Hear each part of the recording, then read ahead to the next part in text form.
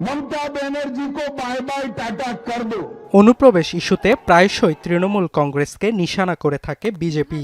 প্রধানমন্ত্রী মোদি থেকে শুরু করে স্বরাষ্ট্রমন্ত্রী অমিত শাহ প্রত্যেকের অভিযোগ অনুপ্রবেশকারীরাই মমতার ভোট ব্যাংক।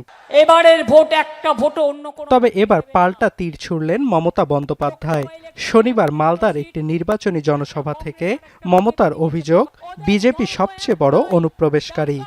বাংলায় কথা বললেই অনুপ্রবেশকারী। তোমরা কারা সবচেয়ে বড় অনুপ্রবেশকারী?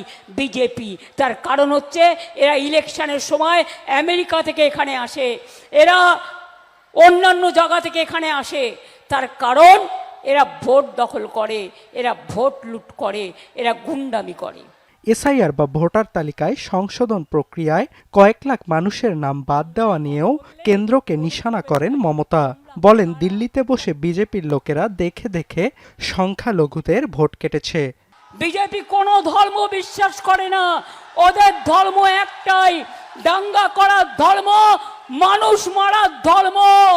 এ সময় অমিত শাহর বিরুদ্ধে মুর্শিদাবাদের মুসলিমদের নাম ভোটার তালিকা থেকে বাদ দেওয়ার অভিযোগ তোলেন মমতা।